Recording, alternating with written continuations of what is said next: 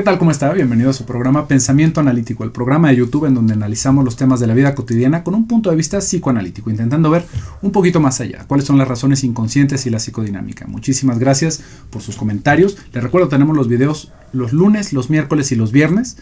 Y no olvide suscribirse si le está gustando el contenido. El día de hoy vamos a hablar un poquito más sobre esta cuestión del estigma de la enfermedad mental, que creo que deben de haber quedado un montón de preguntas del primer video.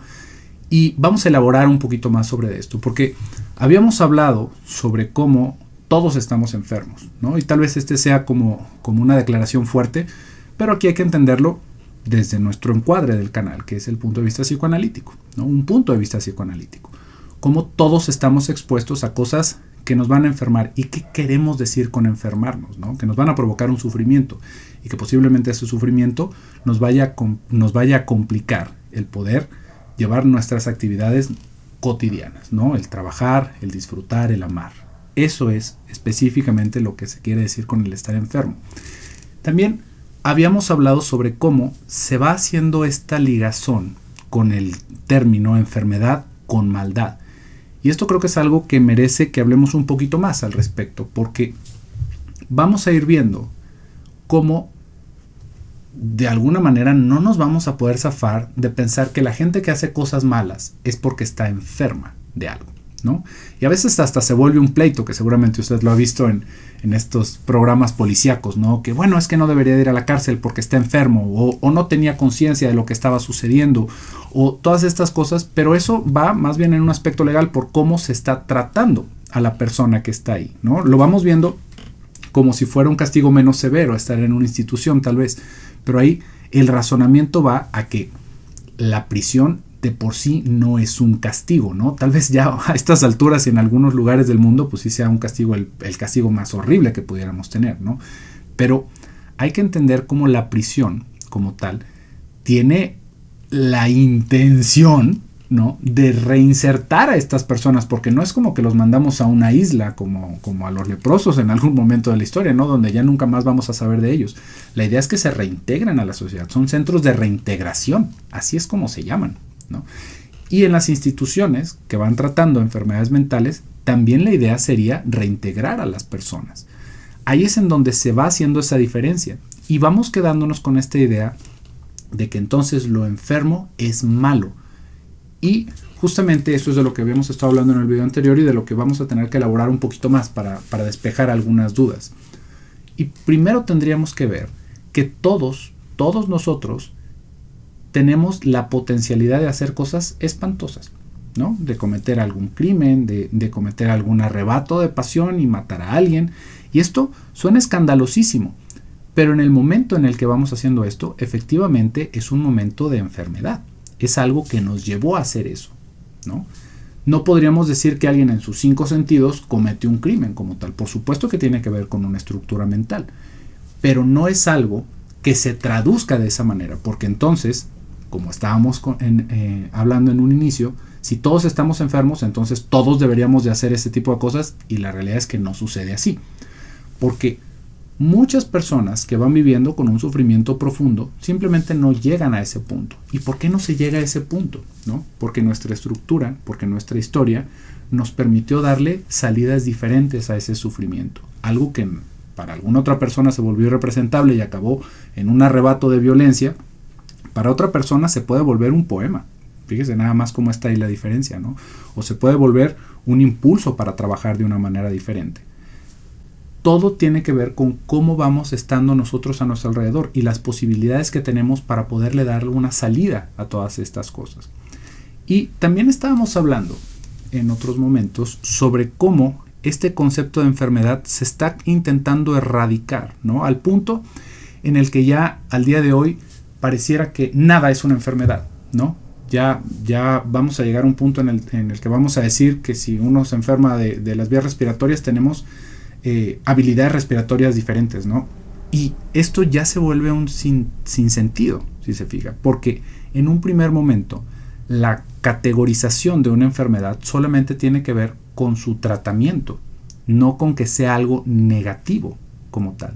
¿Cómo vamos a tratar a esa persona? Se vuelve algo bastante complicado, ¿no? Porque creo que todos nos vamos viendo en ese momento en el cual vemos que alguien tal vez está sufriendo de alguna manera y por ser políticamente correctos intentamos hacer como que todo está muy normal. Y esto, fíjese cómo llega a un punto pues realmente absurdo, ¿no? De repente podemos ver, no sé si le ha sucedido a usted, pero que está un niño, bueno, colgándose de los cables a punto de agarrar alguna cosa peligrosa y ya no podemos decirle que no a ese niño, porque entonces eso le va a hacer daño, eso lo estamos categorizando, lo estamos maltratando. Y justamente ese es el punto, y eso es lo más peligroso de no empezar a ver las cosas como lo que son, ¿no? Y no porque haya un punto central en donde la verdad es de una forma y nada más de esa forma, sino por poder entender qué es lo que estamos intentando catalogar como enfermedad. Y al mismo tiempo vamos catalogando como una enfermedad, pero sin decirle enfermedad, a un montón de cosas que tienen un tratamiento. Y algunas otras cosas que no necesitan un tratamiento como tal, sino una estructuración. Vamos a seguir pensando un poquito en los niños, ¿no? Que ahorita es una cuestión muy triste, pero cada vez es más común que escuchemos cosas como que tiene un trastorno desafiante de la personalidad, ¿no? Y uno dice, caray, ¿qué es eso, no? Eso va saliendo algo nuevo. Pero las más de las veces se va refiriendo a que el niño no acepta una autoridad, ¿no? Que es un niño que reniega, que es un niño que se resiste a seguir instrucciones, y entonces vamos a intentar abordarlo como si eso fuera una enfermedad. Fíjese cómo ya se va pervirtiendo esta idea de lo que es estar enfermo, ¿no? De lo que de alguna manera se necesitaría tratar. Porque ahí hay que tener algo bien claro. Un niño que desafía la autoridad, un niño que hace berrinches, es un niño. Todos los niños hacen eso. Pero se va a mover hacia cierto lado esta balanza de lo moral, en donde pensamos que cualquier tipo de conducta que destaque de esa forma es algo dañino, ¿no? Es algo violento. O un niño, por ejemplo, un niño que es violento, es que es un niño que debería de estar inmediatamente en un tratamiento. Todos los niños son violentos, deberían de ser violentos hasta cierto punto, porque los niños no están educados todavía. Los niños se están educando. Lo que requieren los niños es educación, no institucionalizarlos o encuadernarlos como si fuera una cuestión de enfermedad que deberíamos de erradicar. Y ahí vamos a ver otra diferencia sobre qué es lo que se va entendiendo como enfermedad. Todo lo que no cuadre con una estructura que nosotros consideremos buena va a acabar quedando en ese cajón como lo enfermo. Y ahí es otra de las razones por las cuales cuando decimos enfermedad suena tan agraviante, porque es como si estuviéramos hablando de algo que no queremos, ¿no? Pero el punto de la enfermedad, recuperando otra vez este sentido en lo psicoanalítico, es hablar de un sufrimiento, ¿no? En algún momento, como le había dicho, habían estructuras mentales que se llegaron a nombrar como una enfermedad, pero no es en el sentido de segregar, aunque tristemente llegó a suceder de esa manera, ¿no? Porque entonces se pensaba que si se tenían, por ejemplo, preferencias sexuales que no eran las más establecidas en ese momento, entonces uno estaba enfermo. Y como estaba enfermo, entonces se hizo toda una discusión alrededor de esto. Pero otra vez, ¿cómo es que estábamos utilizando este concepto de enfermedad? Lo que estamos hablando es de cómo nos vamos acercando a un sufrimiento. Y tristemente se va haciendo como esta disparidad en pensar que si uno no entra dentro de la norma, entonces uno debería de estar fuera de la sociedad. Y eso es lo que se está peleando muchas veces. Pero ya tiene que ver con una mala utilización de cómo se entiende una enfermedad. Porque cuando hablamos de una enfermedad, hablamos de un sufrimiento. Y si algo quedó clasificado de esa manera, tiene que ver con cómo abordar el sufrimiento de esta persona. Si usted vio el video pasado, seguramente se quedó con un signo de interrogación porque no elaboré mucho al respecto. Cuando hablé sobre la psicosis y sobre la neurosis y tal vez sobre otra cosa que podríamos hablar de la personalidad limítrofe, ¿no? O borderline o bipolar, como en algunos lados se acaba diciendo, ¿no? Que son clasificaciones distintas. Clasificaciones distintas desde que una parte podríamos verlo desde lo psiquiátrico y esto tiene que ver con las estructuras de la personalidad dentro de lo psicoanalítico. Pero, ¿qué es esto, no? Porque como que unas suenan más graves que otras. Y no es así. La diferencia, ¿no? Si pensáramos en esto, como la personalidad, en lo ambiguo que tendría que ver con lo limítrofe, la psicosis y la neurosis son manifestaciones distintas de los problemas de la personalidad. No quiere decir que uno está más padre que el otro, ¿no? Tal vez podríamos hablar de que en una estructura psicótica hay manifestaciones de la enfermedad como muy escandalosas, ¿no? Como podríamos hablar de alucinaciones, por ejemplo, ¿no? O en un trastorno borderline, pues está este ir y venir del estado de ánimo, ¿no? Que así se acaba reflejando, pero que no es específicamente eso. Y entonces la neurosis, ¿qué es? ¿No? Pues la neurosis casi todo lo vamos ligando con esto de neuróticos anónimos, como que la gente que se molesta mucho, pero no tampoco necesariamente es eso. Realmente son temas muy, muy complejos, pero vamos intentando ver algo muy básico. Tiene que ver con dónde está el sufrimiento de esa persona, en dónde está localizado el trauma y cómo se puede abordar desde un aspecto terapéutico. No porque estemos intentando hacer granjas con unos y con otros. Eso nunca ha sido el sentido. Y de alguna manera se acaba entendiendo así, ¿no? Como si fuera una cosa u otra. Fíjese, vamos hablando de algo que sucede cada vez más, ¿no? Con esto de que todos vamos teniendo celulares con cámaras, ¿no? Que vamos viendo manifestaciones de las personas y que ya les vamos poniendo su hashtag Lady Fulanita o Lord Perenganito, ¿no? Que vemos una persona que está azotándose contra una puerta o una persona que está maltratando a alguien. Ahí estamos viendo manifestaciones de la enfermedad mental como tal. Ahí hay un quiebre. Y eso es lo que a veces queda como subrayado, ¿no? Y que se acaba pensando que así es la persona en todo momento y no es así. Pero justamente ese tipo de momentos vamos a ver a alguien que lo podríamos encuadrar en una situación neurótica, por ejemplo en una estructura neurótica o psicótica o border, que está explotando y que vamos pensando que entonces eso es la locura, esa es la enfermedad, eso es lo que debería de quedar fuera, eso es lo que deberíamos de... Y no, eso solamente es un momento de crisis, es un quiebre. Y es un quiebre que todos podemos tener. Lo malo es que pues para estas personas pasen esos 5 minutos y que también hay algunas personas que no los grabaron en un quiebre, sino en su quiebre normal, ¿no? que realmente ya van abusando de cierto poder o que van haciendo muchas cosas, pero ahí estamos viendo algo que le está provocando un problema también a esa persona, que sí es muy desagradable verlo, pero que lo podríamos ver desde este punto de vista en qué parte de la estructura psíquica está puesto. Entonces, si se fija, la cuestión de hablar de enfermedad, una vez más lo voy a repetir, no es con que esté bien o esté mal, sino en cómo se va entendiendo un problema. No porque estemos catalogando a la gente como los sanos y los enfermos, porque ya lo habíamos dicho en el video anterior, todos estamos enfermos. El asunto es cómo se va haciendo ese acercamiento a la enfermedad. Y esto, como también le estaba diciendo, resulta ser bastante complejo porque ya que escuchamos esta palabra enfermedad, nos viene luego la idea de cómo me lo quito, ¿no? Que eso es algo que también va pasando aquí en el consultorio muy a menudo, que la gente llega con algo que siente que es una enfermedad, ¿no? Y que lo podríamos clasificar hasta cierto punto ahí, y es cómo me lo quito, como si fuera algo que nos pudiéramos arrancar. Y en el video pasado, pues seguramente usted escuchó que dije que la enfermedad mental no se cura, ¿no? Y esto suena espantoso, porque la cura de la enfermedad mental no es quitarlo, porque el quitarlo no es algo que se pueda, como en esa misma estructuración, porque esa enfermedad mental le va a sonar raro, pero también somos nosotros. Ha sido la manera que hemos tenido de lidiar con el mundo, es parte de nuestra experiencia y no nos podemos borrar ese pedacito. Lo que sí podemos hacer es aprender maneras nuevas. Y si se fija, ahí siempre ha estado como ese postulado, ¿no? Como esa fantasía. Seguramente si usted ha visto esta película, no me acuerdo, creo que era El Resplandor de una mente sin recuerdos, una cosa así se llamaba. Está esta fantasía de que se borran partes de la experiencia, ¿no? Memorias del cerebro con tal de olvidar una relación amorosa, ¿no? Y esta es una fantasía que se va teniendo, y dentro de la película también se acaba viendo que aún borrando todas estas cosas, de alguna manera estas personas vuelven a conectarse. Y es una reflexión interesante, ¿no? Dentro, como si fuera una ficción, pero que nos va dando luz de esta manera que le voy diciendo de pensar. Realmente es nuestra composición como personas, es nuestra estructura la que nos acaba enfermando, no es lo que estamos viendo como una enfermedad. Entonces, ahí es en donde uno puede abordar. Y justamente esa es la propuesta de poder pensar sobre todas estas cosas, sobre intentar hacer una reflexión que no es como si se nos fuera a quitar la viruela, ¿no?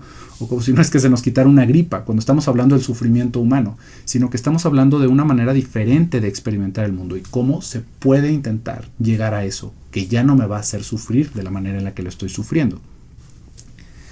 Otra cosa que también pudimos hablar en el video pasado, que quedó ahí como medio cortado, ¿no? Por el tiempo, porque bueno, que más me gustaría que poder estar hablando de esto con ustedes directamente, que seguramente lo vamos a poder hacer en algún momento, ¿no? Pero aún así no quedarían resueltas todas estas dudas. Pero ¿Qué pasa con estas personas que están institucionalizadas, ¿no? Entonces ellos sí están enfermos y hay que regresar. Todos estamos enfermos, todos estamos rotos de alguna manera. Lo único es, ¿qué es lo que se ha podido hacer para poder lidiar con eso? Y hay personas que ya sea por un daño orgánico, ¿no? Que también sucede, ¿no? En alguna lesión cerebral uno puede quedar bastante afectado de su personalidad, ¿no? Que ya no puede controlar sus impulsos, que se vuelve muy violento. Y una alternativa para las personas que están cuidando a esa persona es institucionalizar a este enfermo, ¿no? Como tal. Porque es la manera que se va teniendo para que siga la vida, ¿no? Para que siga la vida tanto de esa persona como los que están alrededor. Pero hay un miedo muy constante, ¿no? En el que pareciera como que todos podríamos llegar a ese punto, ¿no? Y no es una cosa que no sea hasta cierto punto lógica, ¿no? Porque la cuestión de la institucionalización de alguien cuando va teniendo un sufrimiento psíquico quiere decir cuáles son las herramientas que se están utilizando, porque estar en una institución tiene que ver con estar en un cuidado las 24 horas, con estar acompañado de médicos, ¿no? Con tener a un cuidador constante. Y hay ciertos momentos de la vida, aún que no sea una enfermedad tan grave tal vez como quisiéramos pensarlo, ¿no? En donde se vuelve una herramienta bastante útil el estar en una institución. Pero otra vez, lo vamos viendo como si fuera un castigo, como si fuera una cosa terrible, por esta manera que vamos relacionando la enfermedad y lo malo y lo malvado. Pero no es así. Es un momento en donde podemos retirarnos, en donde la idea es que se quiten estas tensiones del mundo exterior para que la persona pueda reinsertarse después, para que sea un proceso terapéutico que le permita regresar.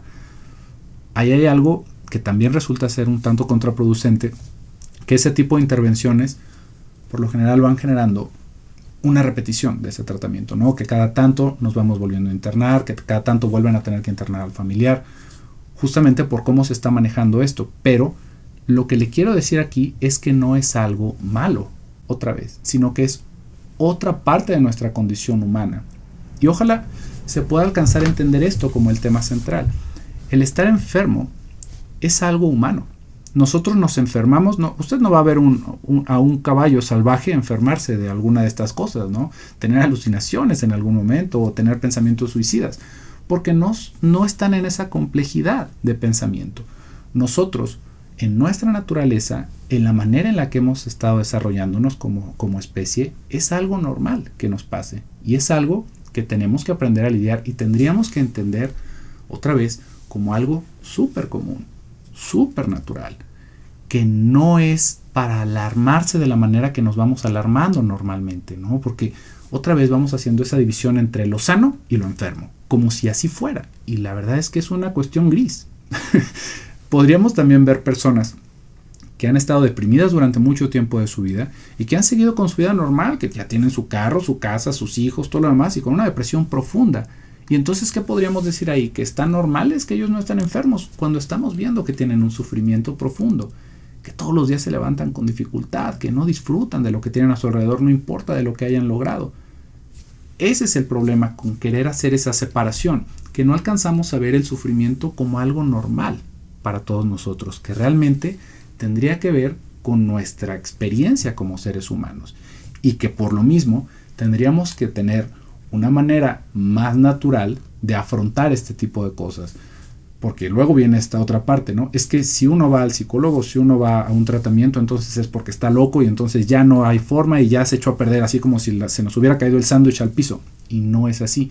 Realmente esa manera de pensar lo único que va generando es que vayamos intentando lidiar con ese sufrimiento sin herramientas, y eso es específicamente algo de las cosas que nos generan estos quiebres tan terribles, porque no estuvimos acompañados, porque no pudimos hacer algo previo a que detonara este problema de esa manera.